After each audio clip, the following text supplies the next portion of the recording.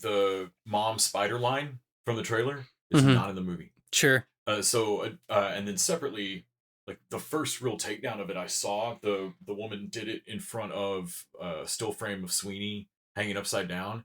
And she was like, and at a certain point of the rant, she's like, okay, also, if you're just looking at the picture behind me, I put it up there for a reason. This has already gone on longer than she is in that costume in the movie. You have now seen her in the costume for longer than you would in the film. Oh, bummer. And I was like, damn, this is a TikTok video. Fuck. Episode 475 of the TV Dudes, recorded February 23rd, 2024. Ghosts!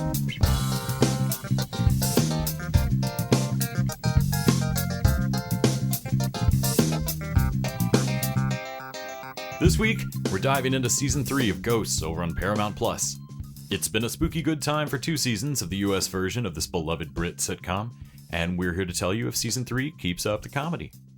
We'll also see if I can get into this show, which Randy and Les famously enjoy, but I never really plugged into. Well, in fairness, Randy kept it to himself and never once told me about it, not once, ever mentioned that it would be good. And then I watched it completely on my own and loved it, and am so mad at him forever. But before we find out if the spirits moved you, I'm Les. I'm Nick. And we're the TV Dudes. There we are. Pre-sucked off. Or gone down on. God. Oh, that bit. Well, I don't know about you, Nick, but I feel like we watched a bunch of TV this week. The Diaries of the Television Dudes. Brought to you by only the finest cocaine wine. Did we? Maybe. I mean, I listened to a bunch of TV. Oh, that's true. That's true. We'll clarify that in a moment. But what's in the diary? Oh my goodness. Diaries. Let's see. I mean, I continued TNG, but I was kind of sick this week, so I didn't really want anything that I'd have to pay attention to. So I only got through a couple episodes of like season 6 I'm still on. So like I'm really slowing down in season 6 just because I think of just circumstances, nothing to do with how good the show is. It's better than it's ever been. Like normally when you tear through like a USA style show or something that runs like 20 something episodes for a million years, at some point you slow down because they have to make a turn, they have a wedding, they have a kid, they have something has to happen in the show and they lose you a little. That's not what's going on with Next Gen with you. No, the show has steadily gotten better and caused you to have to pay more attention. Right. I'm and willing it's messing up your flow. I only got through Chain of Command, which was like a 2-parter that they kind of based the opening of season 2 of Lower Decks on. Cardassian mission that goes wrong, and Picard gets interrogated.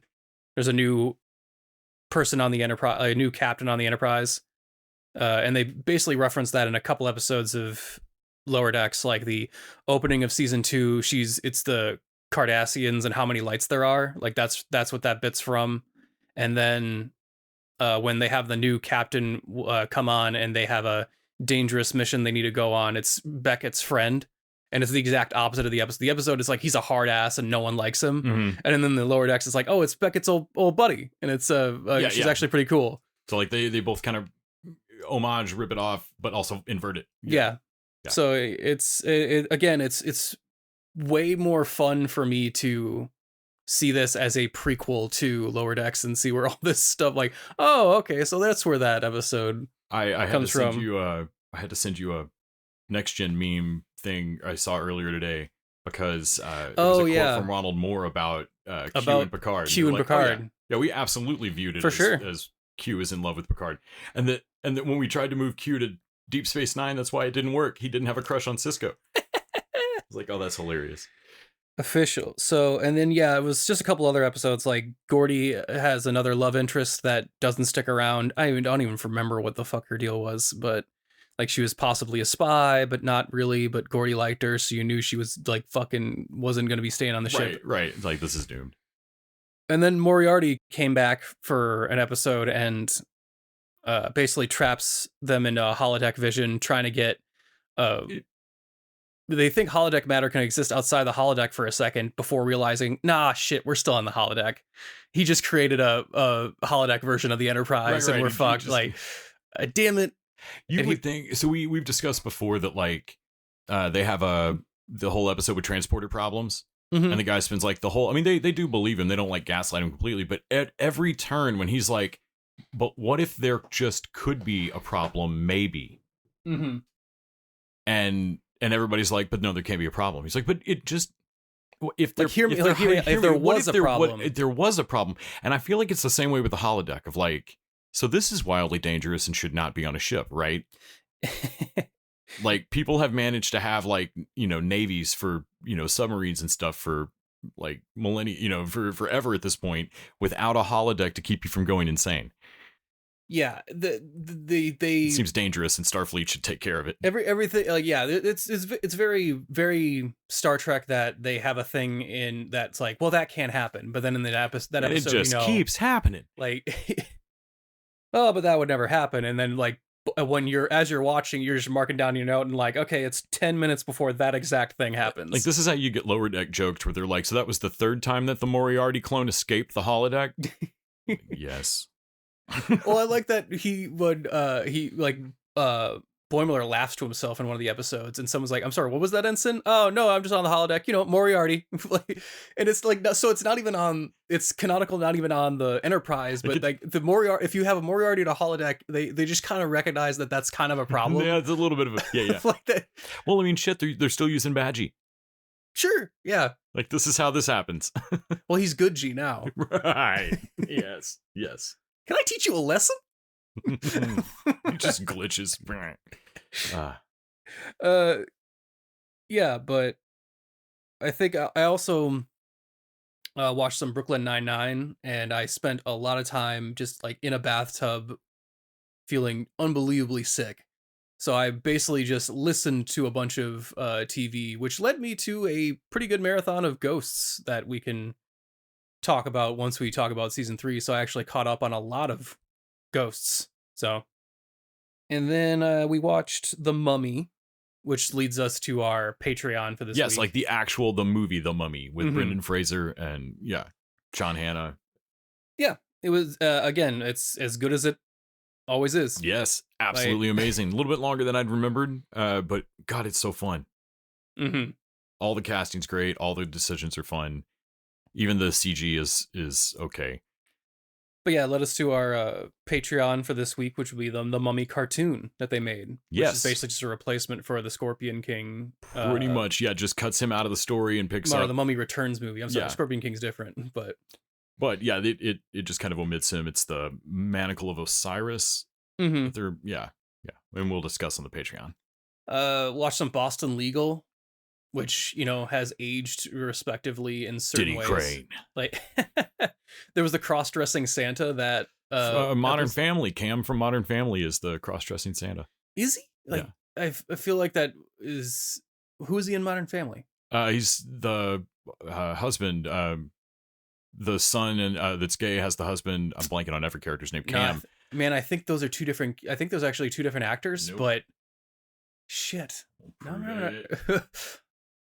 But yeah, we watched Boston Legal, and that one was very they had a Brad make sure they get the homophobic judge, which is like, Brad's kind of a douchebag. Like, Brad thinks he's so much better than Alan Shore, and then you got to meet Shirley Schmidt of Crane, Poole, and Schmidt. Yes. Wait, is it really a different dude? I think it's a different dude, man. I didn't check you at the time because I hadn't watched a lot of Modern Family, but before we put that out into the pod universe. Oh my gosh. All right. Well, now I got to find out. No, but it is an actor we know. Okay. It's Jim O'Hare. So it's Larry Jerry Gergich from Parks and Rec, who is also the homophobic sheriff that arrests them in Brooklyn Nine-Nine. Oh, yeah. Okay. Yep. Fine, you can kiss whoever you want, except that they were both men. That's right, where they try to pick the fist fight. Yeah.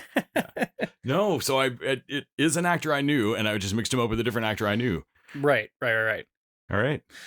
But yeah, that's we're getting to the point where like all the female characters are basically arguing over Alan Shore. Like every time it felt like they were going to team up and do another.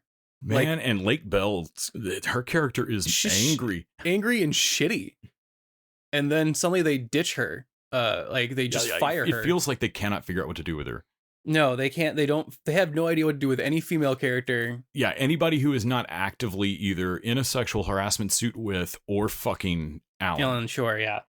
They don't know what to do with. And if they're not, they want to, like, Lori wants to fuck him, which is weird. Him going down on Rona Mitra in a network television episode. This is not on cable. This is not on USA. This is not on TNT. This isn't Spike.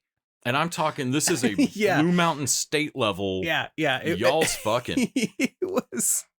I had to rewind it back because we didn't realize what was going on at first. Oh, and then he pops up out of that desk. The change on her, like the smile on her face, and then he pops out of that office and like, I guess we're done. Like, leaving her frustrated. Well, I mean, he had gosh, client of his definitely murdered again, so like he had to go take care of that. But yeah, I had to rewind it back. I'm like, fucking network television, like that. I mean, yeah, take that NYPD Blue, showing me one pale ass. No, did we get to the episode where? No, I don't think we did. Like, there's the lesbian episode where they have to argue that they prove in court that somebody's not gay enough. Yes. Yeah, not great. Not great. You want to talk about bi erasure? Yeah, they use it as a defense. Yeah. Like, well, how many relationships you had with to prove that this woman? And it ends up being that and your heart was broken, and your rebound relationship was it penised? And Brad is convinced that the lesbian wants to fuck him. Like, nah, she's fake. Like, she definitely wants to fuck. Like, that episode is painful. Just the cringe on it. And then the way it ends is weird, like not progressive, but also in a left turn that they've pretended like they were pretending to break up the whole time. Like, no, they're gay. They're both gay. They were just pretending to break up for the publicity of the lawsuit. Yeah, no, they're lying and they're bullshitting, but not the way you think. No, like, no, they are actually gay. Like it's not about erasure. It's about gay women being inherently deceitful. They're defrauding the less gross thing, but also can't trust a lesbian now. That's the weird takeaway. Takeaway from a legal show. What year was this? Some of these it was like early or late 2000s. I forget. But this is back in the naughties. Some of these, that's a good name for them. I wanted it to stick. No one took me seriously. But some of these story elements age surprisingly well. Like they play Alan Shore's sexist weird stuff, and they have a weird apology from him from his secretary, and it actually plays, and it's weird. Like, oh shit, that actually kind of works, and his relationship with Shirley is kind of working. But then other elements are like, oh no, that does not age great at all. Yeah, we got to see Shatner shoot a dude with a rifle he builds in his office. Yeah. Did you think he was going to shoot your friend before you took your shot? No, why would I wait for that? Also, him looking out the door, realizing that he has a long rifle. There's somebody with a pistol out in the foyer of the office, and he's like, I'm really more of a skeet man. Right. So then he pulls a chair up and has so when I yell pull, you open the door real quick. And like Bell's like, the fuck? Fuck you will. It works though. The only constant relationship that works is Denny Crane and Alan Shore's thing, and Shirley Schmidt basically works the entire time. Yeah, she's just great. Candice Bergen's just owning that. Mm-hmm. And then we watched 976 Evil. Yes, the Brian Hedlund classic. Directed by what's his fucking Freddy Krueger, right? Yes, Yes, this is the only movie I believe directed by Robert Englund. Robert Englund, right? Or one of the few. I think it might be his only. And it's written by the guy that wrote Payback and Knight's Tale and Man, that was a movie that is like, I think it just every 10, 15 minutes, I just look over to you. I'm like, what the fuck is this movie about? Well, it's not about what they say it's about. That's the most frustrating thing. Like, this movie is ostensibly, it is presented to you as a revenge fantasy of this nerd that's picked on, and he finds a 900 number that Satan's on the other end, and he kind of makes a Faustian bargain. That's not at all what happens in this movie. That happens in the third act. Like, sure. But that kid is in the wrong. I mean, God. So the main kid that we're supposed to feel bad for is clearly in the wrong. Like, he's called, his name is Hoax. and he's Yeah. a creeper, He's- just terrible. Like he's so weird. Mhm. And then the jock that I think like cousin that I don't think we're supposed to. He's the main character. He's the of this main movie. character for the first 2 acts of this, Right. And drops out of the movie for a minute, Right. Like As a lot we- of elements of Yeah, this. as we get into hoaxes thing. The 900 number is for horror scopes. Yeah, horror scopes. Yeah, At no point is it a sex line.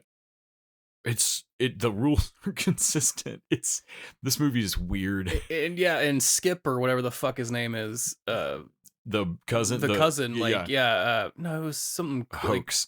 no, Or no, our main character. Yeah, our main character. which was like Skip or it was some sort of like he was the cool one, so you like Scott or something. But he has the 900, like he has the one with the 900 number at first, and we're watching him basically like it trying to tempt him into making a deal for his inheritance, or like there's a whole other story that's going on. Spike, that's what it is. And so Spike is the one that's making is about to make this Faustian deal that we think, and then all of a sudden the movie kind of rapidly shifts focus. Yeah, In like the last minute, the third act is basically it switches to the movie it's supposed to be, and then there's that reporter or whatever that's the magazine interview guy that drops in and out, and I don't know what his deal is. An angel, he's not an angel. And then that they bring the principal of the school in because he was talking to her for a minute. I'm like, wait, who are you? So I think the main kid, Stephen Jeffries, I believe, is the best friend in Fright Night. Oh, okay. That gets turned. Yes, and, yes, you're right. Yeah. And then the other person that has he belongs in this movie. This is fine. Sandy Dennis, who I believe is an Academy Award winner, was in Who's Afraid of Virginia Woolf, is an amazing, really weird actress. Turns her weird up to 11 in this, and is Hoax's mom. Yeah, the rare she makes a lot of choices. Actor. Yes, the rare method female actor. Man, she's captivating in every scene. I can't look away from whatever she's doing. But it's a Nicolas Cage vibe. I just don't usually see it coming off of a woman. Can I ask you a question I know you don't have the answer to? Go for it. Why did he turn into a cat at the end? Why did he turn into a cat at the end? I'm trying to wrap my brain because it is a fair question. Was it because his mom has a bunch of cats? Oh my gosh, is it? Like that's the only connection I can think, because he had a pet tarantula. He liked the tarantula, so if it was connected with him, wouldn't it be a spider, or is it a Oedipus thing where the cat's got all the love from his mother, so he's changed into a cat to, or is that, am I putting way more thought than like Yeah, I think that's hopefully like you love these cats more than me, so now I'm a cat and I'm going to kill you as a cat. I don't know. They don't really reference it, or he doesn't he starts making puns, but none of them are cat puns. Yeah, I have no explanation for this. I have no explanation for anything that happens in this movie, frankly. And he has random power. Like he turns into Freddy Krueger at the end. Like as he monsters out, as the nerdy kid Hoax monsters out, he goes from being nerdy kid to very much being Freddy Krueger. It's a very smarmy Krueger vibe. England knows what works here. Yeah, and he has just random powers. And the energy of the entire movie is oddly low and slow. Yeah. And it just makes for an odd horror movie. 976 Evil, if you've heard about it, you should throw it on in the background. You heard it here first and last. You're going to look over and go, what? Let's see. On top of that, speaking of, Lisa threw on an episode of Time Traveling Bong, which is pretty much what it sounds like. Okay. Two stoners get a hold of a bong that is also a time traveling device. They use their Google Translate on their phone to translate the alien language on the side of it. And you do a rip. Okay. You do a rip to go back in time, whatever you're thinking about, and you do a rip to get home. Okay. And they immediately go back to a Salem witch trial era, and the bong gets smashed. Shit. So they have to get a glass blower then to remake the thing, and then now it doesn't. Now it's all janky, doesn't work right. Plus they didn't bring enough weed. Ileana Glazer, the Broad City, Like, she's one of the two stoners in it. This feels like something somebody did during pandemic. I don't know who made this thing. I know nothing about the show. It's super weird. I watched an episode and crashed. Went to bed. I think Lisa stayed up and watched a bunch more of Time Traveling Bong. Mm-hmm. It reminds me, I've also watched a bunch of Drug History, but yeah, that's right. This feels kind of Drunk History-ish. Like it's kind of a show. Watched some Boston Legal. After watching 976 Evil, I was in the mood for something that the guy had written that was better, so I watched Knight's Tale. Mm-hmm. That movie still works. It shouldn't work at all. I remember when it came out in theaters, asking a friend of mine who was like, had just seen it, and I'm like, that's the movie with all the modern music, right? Yeah. He's like, yeah, I don't know what to tell you, dude. It works.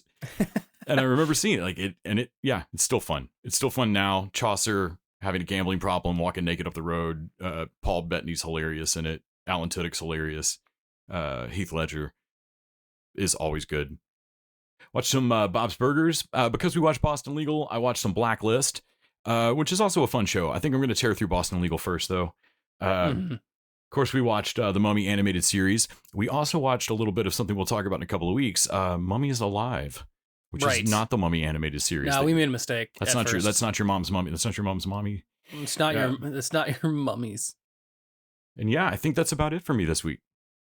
All right. Well, I think now's a perfect moment to remind everyone that you can support. Oh shit. I watched few episodes into True Detective Night Country. You know about this one? You heard about this? You know about this one? No, Leno, I have not. Here, let me play you off. I gotta say, after 2/3 of a show weren't great, I was not excited about a 4th season of True Detective. Yeah, I feel like you and everybody else. Yeah, this one it's different showrunner, different people involved. Jodie Foster. 30 Days a Night style, stuck up in Alaska. Right. Already in just the first episode, it's a cool murder mystery. I'm interested to see what all's happening here, how it ties to this older case they're bringing up, whether there is something supernatural going on or whether it is like people going crazy because it's going to be dark for a month and you're at the edge of the friggin' planet, or what's going on. Interested in it. Also, next week we will have an interview with John Hawkes, who is one of the officers on the show this season. He was also Saul Starr back in Deadwood. He was on Eastbound and Down, Winterbone, ton of stuff. Oh, fantastic. So yeah, can't wait to talk to John. I saw his band play in Austin years ago. Definitely going to bother him about that. Sure. Have some fun with that. Well, between his band and was it Russell Crowe's? I wonder how many actors are have bands that you don't really know of. Right, like Dogstar, I think is touring again. Keanu's band that he plays bass in. Sure. When I saw John Hawkes' band King Straggler play back in 2006, all the other guys in the band made an announcement midway through of we have shirts and CDs for sale. I know some of you may have seen us pull up in what looked like a brand new van, and some of you may recognize John from HBO's Deadwood, which was on the air at the time. And they were like, we want to be clear, that van is the sum total of the Deadwood money that this band has seen. They were like, please, just because you recognize one guitar player, do not stop buying our shirts. You're trying to eat. And it's unfair that it all falls to John. I wonder, you should ask him that. I wonder how that, you'd think having a famous member of the band would help. Yeah. But if you see Keanu Reeves playing bass, man, you don't think that they're selling shirts for McDonald's tonight? No, you wouldn't. But at the same time, it's not entirely fair for it always to fall to Keanu to buy every single meal. Yeah. Though I love Keanu. He probably does it. Honestly, but if you're out with Keanu Reeves and you're in the band and he doesn't pick up the meal, he's picking up the meal. He's picking up the check. Come on now. Come on. Yeah. I think John was more okay, I'm on an HBO show you've seen. I'm doing okay. But I bought that van and we're pretty much tapped for a minute. Oh shit.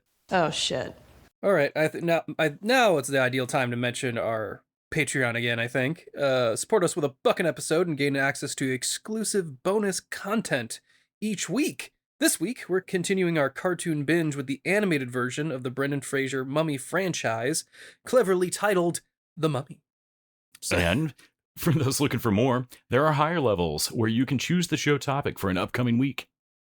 Oh my god, that's right. You fork over $20 and we'll watch and discuss at least 4 episodes of any show of your choosing. But Today, we are going to focus on ghosts.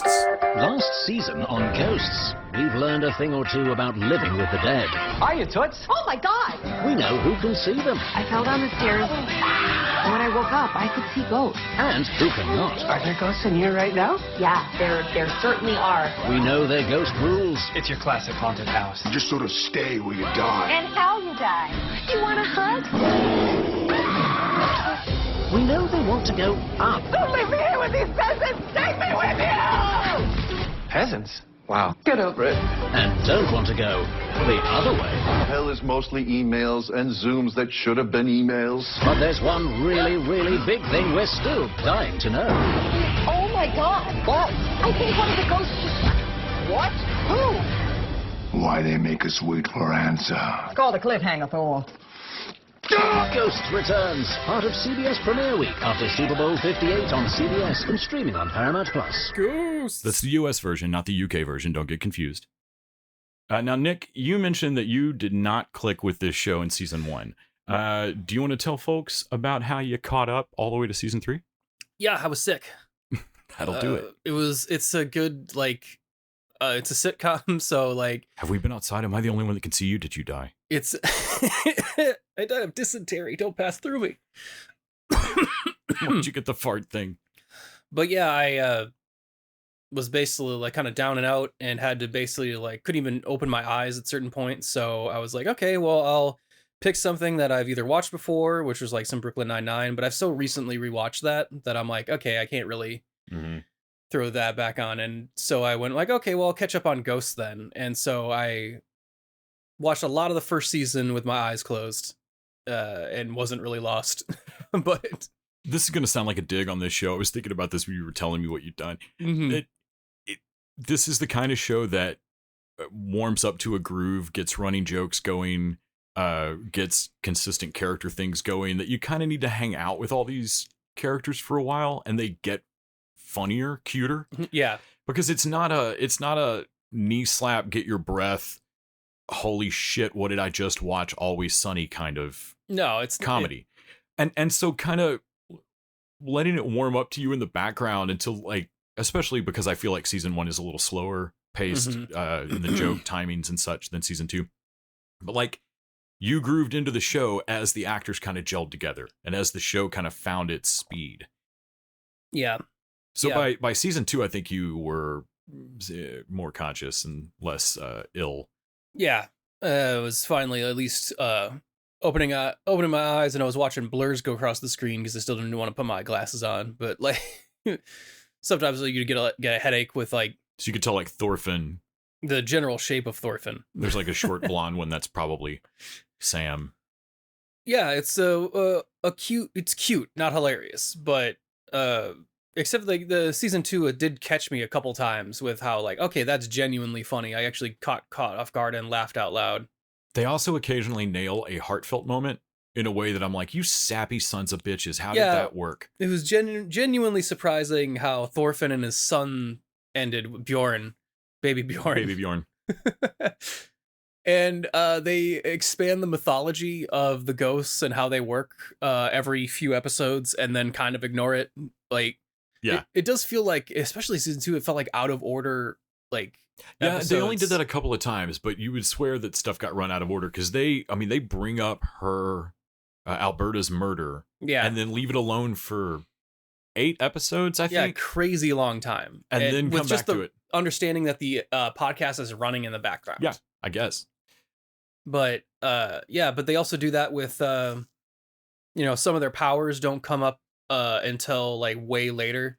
Well, the newest episode in season 3, they bring up that Sass has a power that he has never shown anyone.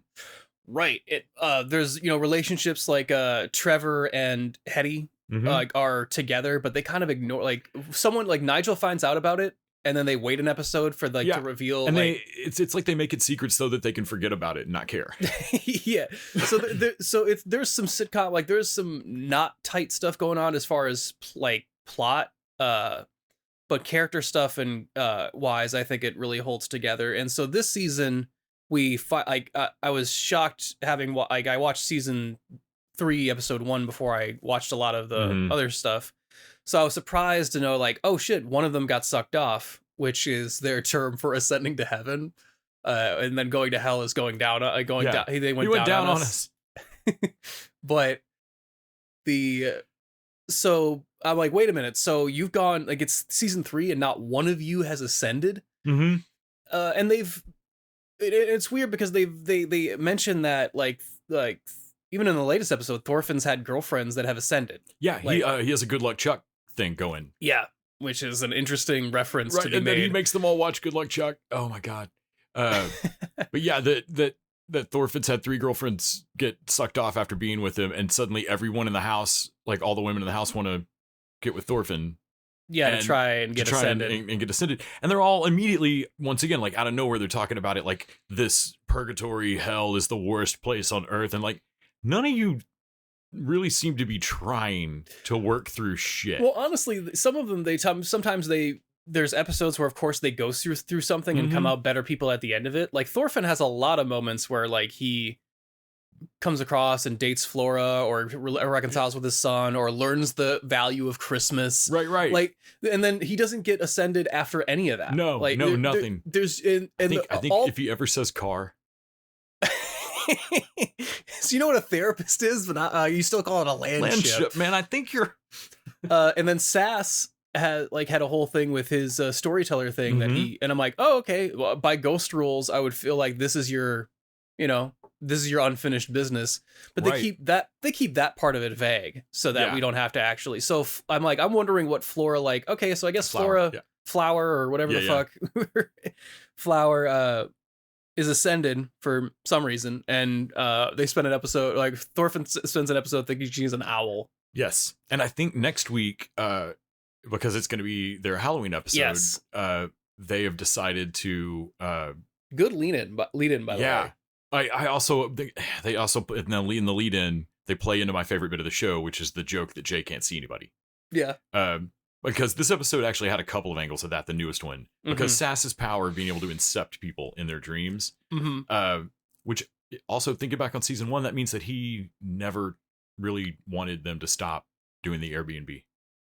Yeah, well, because he never tried his power. Yeah, or and hear me out on this: the writers didn't know he had that power yet. Just decided that because honestly, it still works for me though, because Sass is a storyteller and just wants to fucking people watch. Sure, like you can retcon. What's great about that is that because it's kind of a zany, silly show, the writers know that because some of the ghosts come with straight up powers. Yeah, like the Thorfinn can affect electricity. Yeah, Trevor can move some he stuff. He can push some stuff.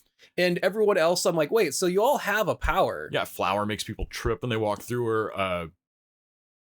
Higgintoot died of dysentery. So it's a horrible fart noise, Isaac. Yeah, and smell. So when you go through and some of them noticeably don't have a power or seem not to, you're like, oh, okay, so the writers are like just saving that. Left a blank there. Like left a blank because we don't really we don't know what we want them to do, so we're going to keep that for a later storyline. But I love, we've seen more and more Jay, like, looking at Sam and going, you don't deserve the power. Like, and in this one, when she lies to him and is using like, they've set up that she will use the ghosts, same as the Airbnb in the first season, like, she'll use the ghosts to spy on people. And so when Sass is like, okay, you could tell Jay that I'm incepting his dreams, or I could incept his dream and settle this marital argument for you. Mm-hmm. And she, of course, goes for it because, like, that's who Sam is in the show now. Well, since season 2, like, they've kind of changed. But they're kind of sticking with it. Yeah. And then I love that Jay gets super mad of, like, it's bad enough that I don't get to be part of this at all. But now you're keeping secrets with them from me and using me. Well, he also brings up a good point in the fact that he goes to say, I've wanted to just be part of this. And now I have to realize that one of the ghosts could have ostensibly hung out with me this whole time. Like, it's been more than a year, right? Yeah. It's been about, it's Halloween, so it'll be about 3 years. In like 2 years. And basically it's because Sass didn't want to stop being able to use the power. Once you know it's him, he can't be the pizza ref anymore. He can't incept your dream. You're like, Sass, what's up? Mm-hmm. Yeah. And I wonder, can he do it to the other ghosts? Probably not. Probably not. I don't know if they really, the writers should try that. My initial pitch would be definitely like when Sam goes away for a minute or something, and then Jay will think that Sass is blowing him off for dream time, but it's because there's a dream catcher in the room now, and he can't get through it. Right. And like that actually works. And like oh shit, dream catchers actually for sure work. Like, yeah. But on ghosts, like, yeah, absolutely. But yeah, this season, I think like I like that they do certain relationships. Like I like that they keep consistent, while not totally consistent on the plot lines going on as far as like what they bring up and what they ignore for an episode. They keep consistent on the relationships of who's been around longest, who's friends with who. Yeah. Like Thorfinn and Sass are just more tighter than everybody else in a way that's kind of casual. Like they're not best buds. But like they know a lot about each other and each other's quirks. Like when they're having to double up in rooms, like early on, like Sass knows to like, nope, I'm not going to room with Thorfinn. You do this, like gets out of it. And also the occasional reveals that Thorfinn and Sass have seen some of the other ghosts' lives. Yeah. Like real lives. Like they've seen. That was there when you died. Yeah. Cause they were there like, hey, you forget I was a ghost here your entire life before you died and met me. And like, oh, wow. Yeah. Ooh. Well, they witnessed Trevor's death, and honestly, I'm wondering how they're going to handle, like, I haven't gotten to the Alberta thing, and I'm like, well, how did none of you see what happened to Alberta? Like, because she died here, and you're all fucking around. And it's more like they all have let's just keep the peace. Like, I'm just not going to tell you the thing. Like, I don't know. It seems like a whole part of your personality. Like, Sass won't tell Trevor a bunch of stuff about the bro code because you're like, I don't know, man. You're really about your big stupid bro code thing, and I just didn't want to fuck with it, you know? Yeah. Until but you realize, like, wait, that could be that, you know, that could be their unfinished business and what's keeping them from moving on. Right. So, like, but Nigel and Isaac are officially like engaged now. Yes. Which is cool. And I like that Hetty and Nigel are at odds. Like, with like, I can't remember if that's season 2 more than anything else, but like, I like that there's a contention with like Hetty's like, no, like he's my best friend. And now you're like, and the fact that I like that at least in the first 2 seasons, they just kept adding ghosts. Like they were like, oh yeah, there's 3 British soldiers in the shed. Yeah. There's the ghost. There's all the collar ghosts in the basement. There's the ghost upstairs. There's a prom girl upstairs in the attic. Yeah. And there's Crash, the biker dude, missing a... Season 3 seems to be more like they keep mentioning previous ghosts. Like I like that they mentioned Thorfinn had, like, there's other ghosts that have moved on. Like, and I'm like, oh, that's interesting. I wonder if we'll ever get to see more of like Luella and Flat Mary. Right. Right. Until you've seen it, you really can't believe what a herd of cattle can do to a body.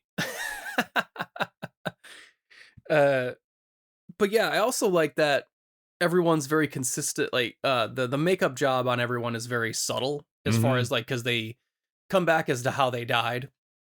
And Flower always had a little bit of a scratch on her cheek. And then if you look behind, like, oh yeah, she's always like ripped open in the back. Yeah, the chainsaw girl's got a huge chainsaw hack out of her back. The costuming department needs to be really admired for Trevor's exact cutoff length of my god. Like, cannot imagine the weird argument of it's got to be a second only to the how hydraulic should the tits be at this Chuck E. Cheese? Like, how high to, like, how low does this suit need to go so that we can make sure that everyone knows he's not wearing pants or underwear, right, and that actor can never lift his arms while the camera's on him.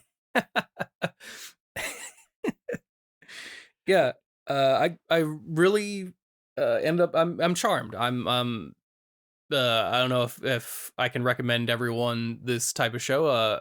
If you're sick, if you want to like watch something without devoting a lot of attention to it, like it'll sneak up on you in the background. We posted to Facebook and Instagram the other day, what's a good new binge watch, and I feel like Ghosts is that kind of sitcom. Like I kind of want it to go a Superstore amount of years of like, give me 8 or 9 seasons of this thing, because it just kind of grooves along. And like, yeah, if you've got the box of tissues next to you and you curl up on the couch all day, this feels like, I don't know, every 6 or 7 episodes, I would personally appreciate it if there were an ad for a truck driving school or something, ITT Technical Institute, something like that. Maybe my mom could bring home a comic for me.